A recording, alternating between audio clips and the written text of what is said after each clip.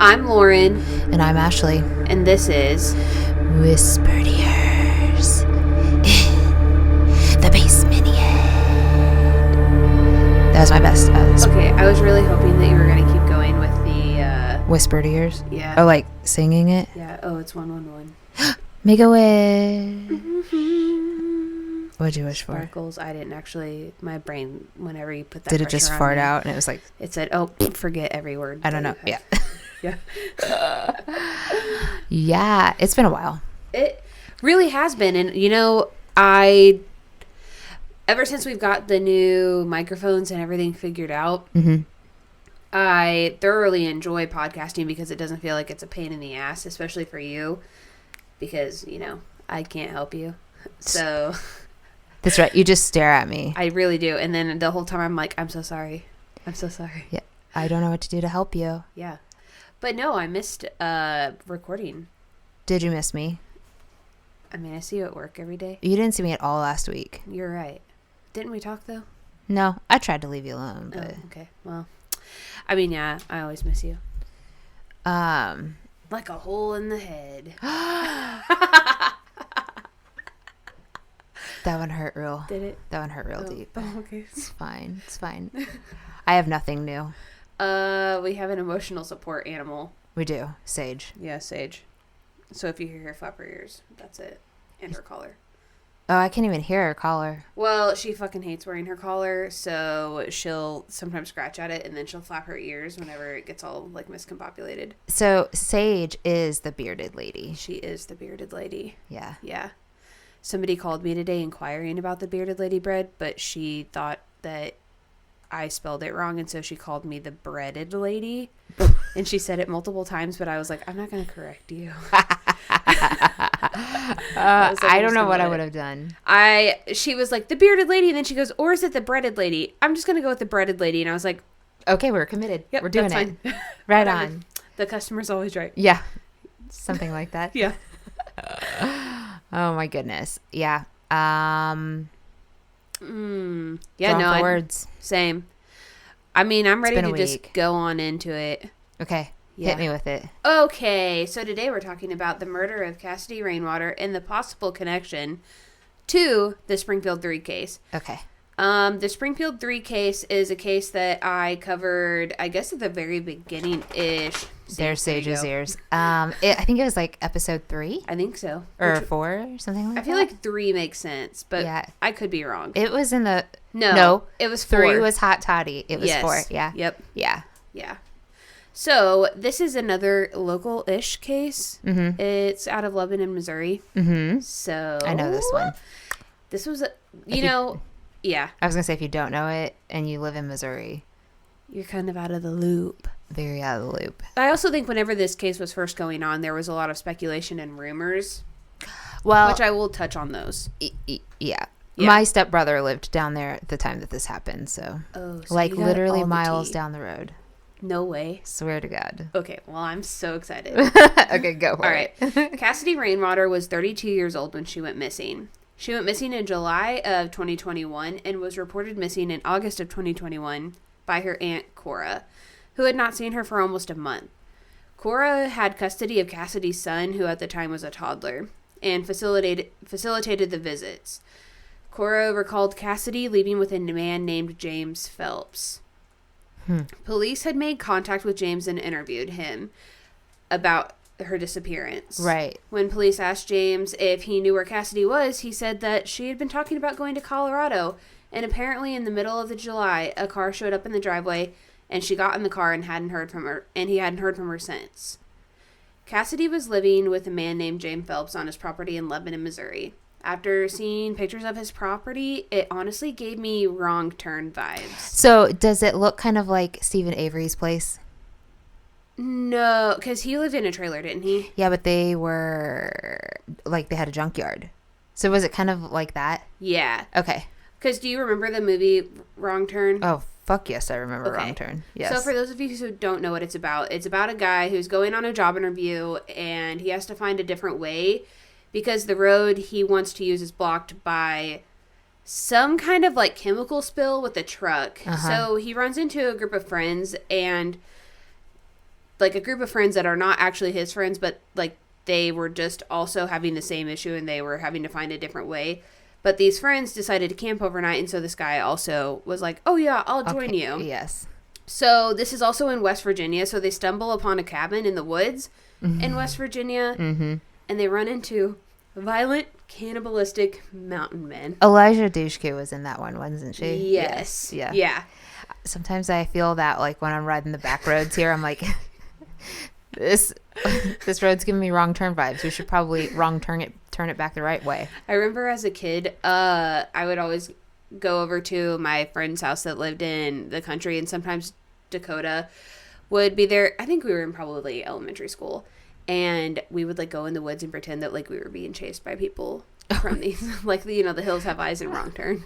This is giving me the best mental image ever. I'm just picturing like a Lauren like yes, screaming. Yeah, there was even one time that we dug up a now that I'm getting ready to retell this story, I don't know if Courtney just did this to scare us or if we genuinely found this really old journal, because Courtney lived in this old schoolhouse. It was like an old schoolhouse that's over by our movie theaters in the country. And I'm gonna say she planted this. I feel like she definitely planted this. But all of you're having an aha moment. All of these years you thought. Because we would read through it and it talked about just like all of these scary stories that these kids. Wow, I was terrified. Courtney, if you're listening, you need to let Lauren know. Let me know if that was real or not. Is that a psych out? Yeah. Yes. Or if Dakota remembers. What if they don't remember? Do you ever have that where you're like, I remember this one time and maybe I've made this up? Oh, 100%. Yeah, that's where I'm at right now. Like, did I dream that? Because my dreams are very vivid. So did I dream that or did it really happen? Yes. Okay. All right. So I looked on Google Maps about this property and saw some aerial pictures that were also taken from whenever the police went to the house and then after the property caught on fire, which I'll talk about in a little bit. So the house is a cabin, but not a cabin. So it's not like your typical log cabin, but it's got shingles and like slatted wood. So, okay, so I'm going to throw this out there and you tell me if this is what you're talking about. Lebanon is not far from Springfield. Springfield is not far from Branson, which is kind of like Ozark area. Yeah. And they have it looks like an old cabin. It's just the slats of wood. It's not like a very pretty log cabin. Okay. Correct. Okay. And all of the windows were boarded up. I mean, so are mine. You don't board your windows up? You're hilarious. I mean, I have blinds. But also I was sitting there and I was like, no, they aren't. You were really like you're in my house. Are my windows really boarded that's up? Why I was like, how am I supposed to play into this? Because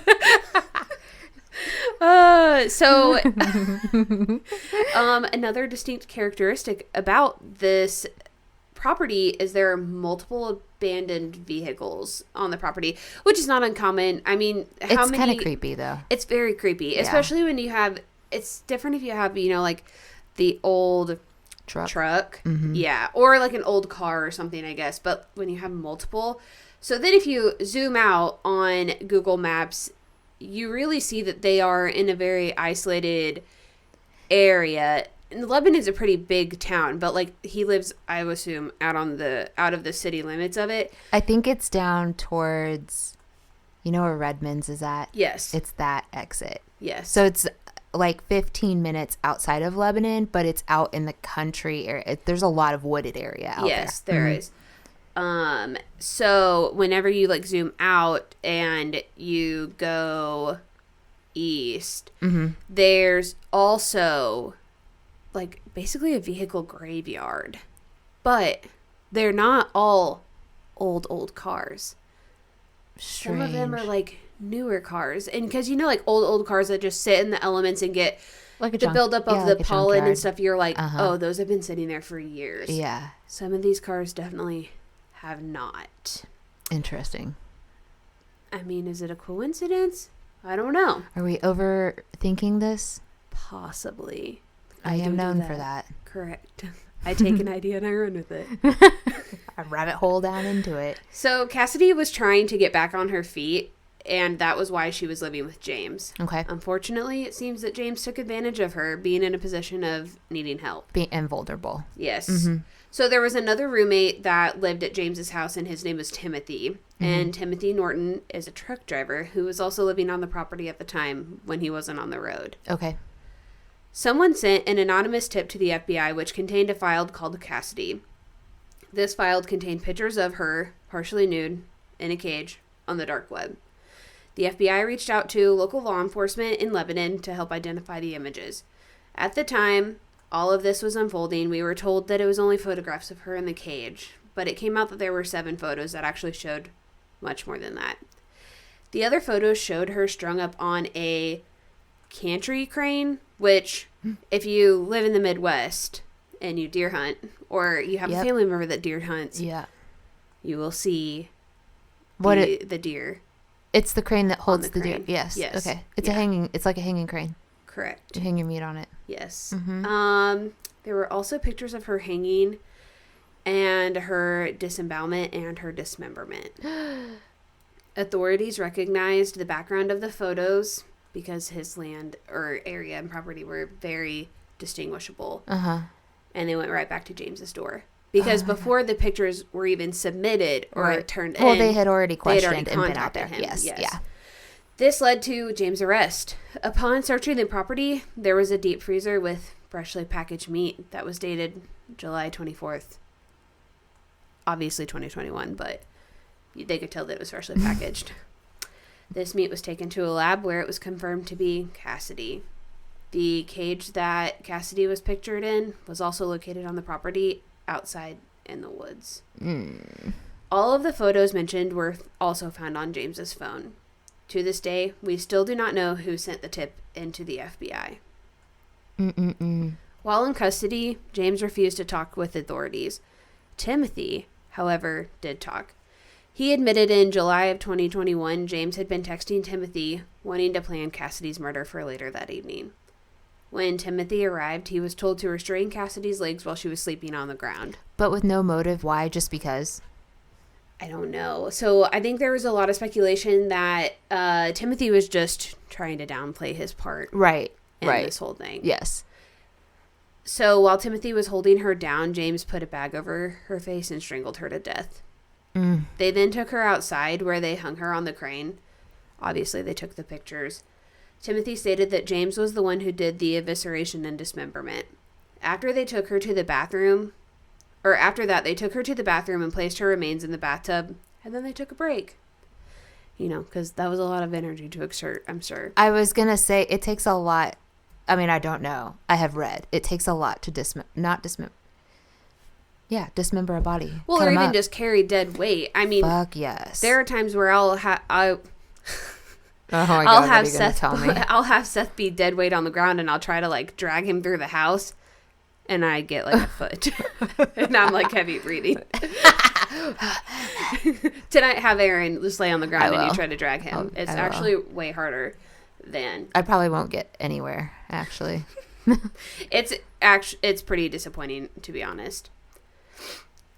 After they took the break, they then took the rest of the remains and disposed of them on an adjacent property that belonged to Cassidy's grandfather. There's not much more said about this other than the fact that it belonged to Cassidy's grandfather. But is that like irony? Kind of. There's also another connection that also there's just so many unknowns, but also law enforcement just doesn't look into them. And so... Do they not, or do we just don't know that they did and it's also not out true. there in the public? That could be true. Okay. Shortly after James and Timothy were arrested, the house that was on James's property burnt down. Upon arriving at the scene, tripwires were found. The bomb squad was called in. While the bomb squad was clearing the scene, there was no other choice than to just let the house keep burning. Because, what if you were to blow up or something like that? It was reported that 2 more devices were found and were detonated on the scene. The house fire was determined to be an act of arson. Thankfully, authorities had done a thorough sweep of the house and collected all of the evidence that they needed, and they didn't have any other plans to go back and get any more evidence. Mm-hmm. There's been no update on who's responsible for the arson. To me, this is an indication more people were involved in this crime, which is honestly terrifying. Because James and Timothy were arrested at the same time. Mm-hmm. If there were not tripwires who at else the property, Mm-hmm. who did it? Mm-hmm.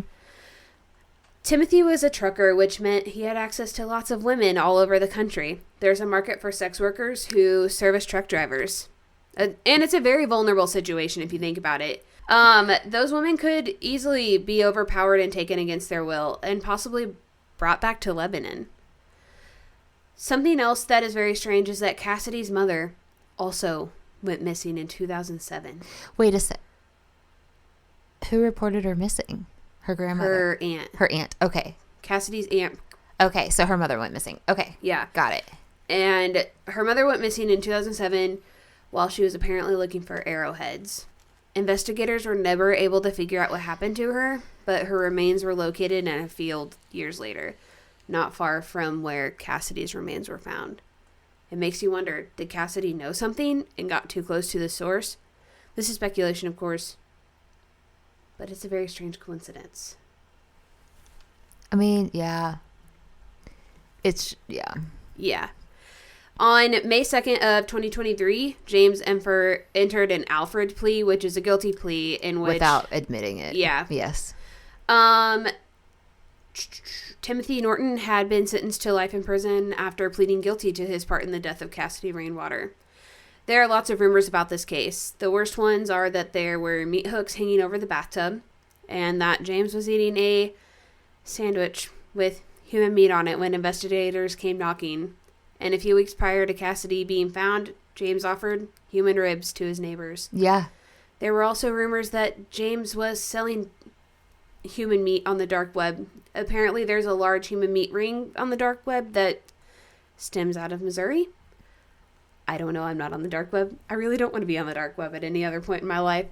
Allegedly, James and Cassidy's mom had dated before she went missing. I was going to say, well, and, you know, was she like on her grandfather's property searching for arrowheads and he just happened to see her? And, I mean, yeah. You know what I mean? Mm-hmm. Or if they had dated, had they ended terribly and like then he just found her and he was like, if I can't have you, then nobody will. Yeah.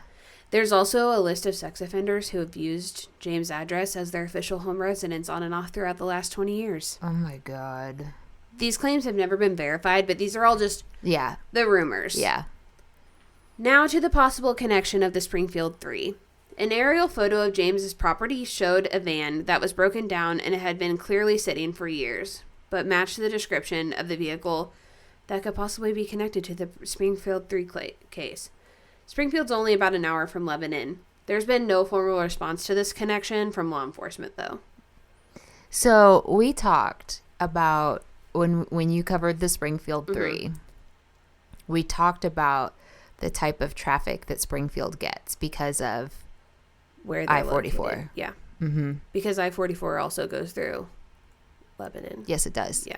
And, you know, police really watch that area for drug trafficking. Mm-hmm. But I think also there's been an increase in sex trafficking and human trafficking in that area. So it would not be shocking. I agree. And just the conspiracy theorist in me is thinking, okay, it would be perfect if he did have Timothy just kidnapping women from his routes. I mean, yeah. And a lot of these women that because who's to say he's just a trucker in Missouri? No, yeah, because how many of them go cross country? Yeah. And realistically, a lot of the women that unfortunately end up being sex workers, they don't have family that checks on them or is connected to them. They're in a really tough spot. Yeah. Yeah. They don't have down people on that their are just luck, I guess. holding them accountable and keeping track of them. Yeah. Dang. I know. I remember reading the speculation about the case and everything, and then I never really followed it. So whenever I did go and check back up on everything, I was kind of shocked to just see all of the weird coincidences. Yeah. In it. Yeah. I don't know. Yeah, so Jesse lived down there. Mm-hmm. He actually lived in a trailer park just right off of the exit that goes to Redmond's. There's a small town over there. I can't even remember what it's called, but we like made fun of him. We were like, were you at somebody's barbecue last weekend? And that's messed up. Don't talk about that. So yeah, he was down there when it actually like happened. Oh, that's terrifying. But it's those back roads down there. No, they're very rural. Yeah. Yeah. That's where Seth's dad in that area bought land. And I mean, even as you get like, you know, Aaron's family's from like Joplin, Neosho, those back roads are also, they're not even gravel. They're dirt. Yeah. It's like that packed down dirt. And there's a lot of like caves back there. It's very woodsy. It's just, it can be a little sketch sometimes. It's very scary. Yeah. I don't know. I'm not sure. I would love to hear anybody else's theories, or if you guys think of any other stories that we should cover that are interesting like this. Yeah. I don't know. I feel like this was a short episode. It was. Because we didn't have a lot of banter back and forth. We should, because we haven't seen each other for like a fucking week. Yeah, that's true. Well, we kind of did ruin the banter, though, because we did eat lunch before this. We did. Yeah. We got some So now I'm fat and sassy and tired.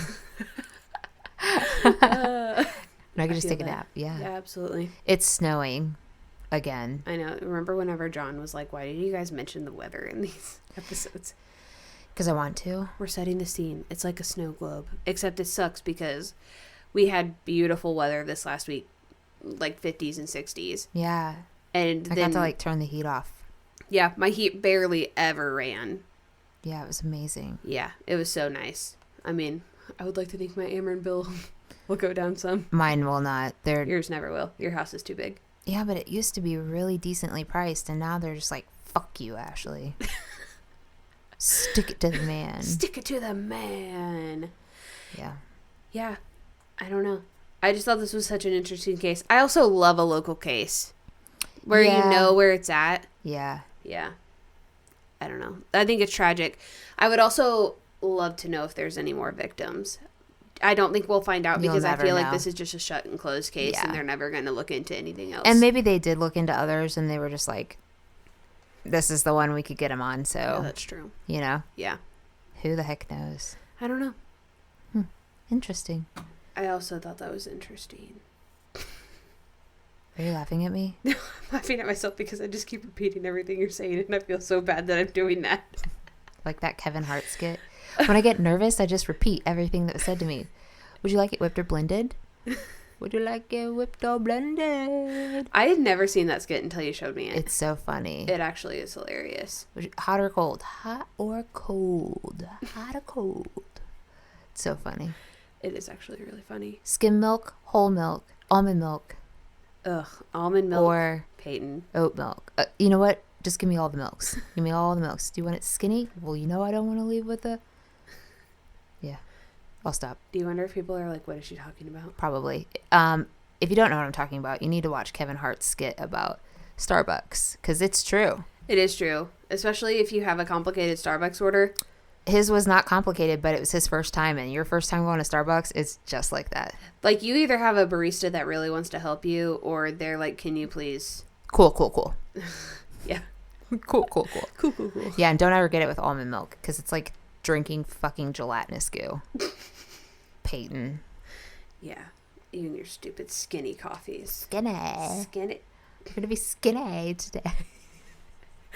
These people are like, shut the fuck up. Please stop. Okay. That wraps up today's episode. You can find us on Spotify, YouTube, Amazon Music, Patreon, and Podbean. Don't forget to subscribe, leave a 5-star review, give us a thumbs up on YouTube, and hit that notification bell so you can get an alert every time a new episode drops. So click, I heard this weekend, and I thought it was the coolest thing. It says, tap that app. Oh, I love Isn't that nice? So tap that app. Tap that app. Tap that app. Ooh, I love that we went together. I matched your vibe. Love it. Well, we'll see you next week. But in the meantime, stay straight.